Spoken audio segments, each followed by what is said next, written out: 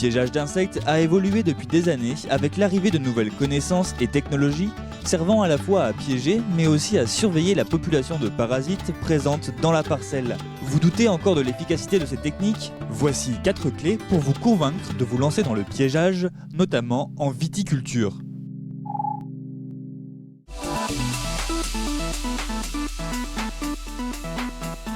Je conseillerais à un agriculteur de mettre du piégeage en place tout d'abord pour détecter l'arrivée des ravageurs sur ses parcelles. Déjà, point important qu'il faut connaître.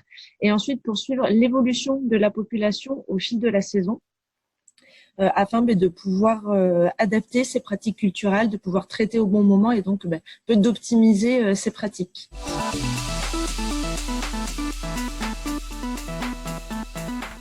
Pour moi, le piégeage, c'est aussi important pour suivre l'hétérogénéité de ces parcelles, parce que c'est pas parce qu'on a des ravageurs qui sont présents à un endroit qu'ils seront forcément présents sur une autre parcelle. Donc, ça va aussi permettre de moduler ces pratiques en fonction des parcelles, notamment si elles sont éclatées d'un point de vue géographique.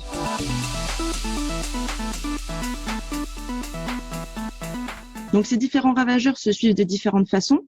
Autant les tordeuses Eudémis ecochilis que la Pyrale cryptoblabes, il y a des phéromones qui existent. Donc là, on utilise des pièges delta, des cabanes dans lesquelles on vient mettre la phéromone, une plaque engluée, et les ravageurs viennent se coller sur les plaques engluées.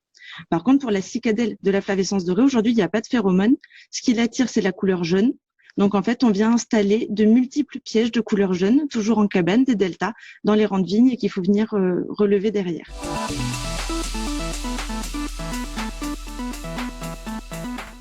Ils permettent d'avoir un suivi en temps réel de l'arrivée du ravageur, du suivi de sa population.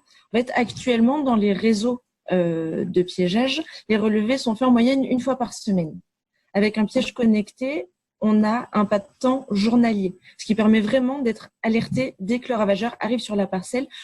Ça permet du coup de faire des économies d'un point de vue des déplacements, puisque du coup, on n'a pas besoin d'aller sur le piège pour avoir la donnée, c'est la donnée qui arrive à l'utilisateur.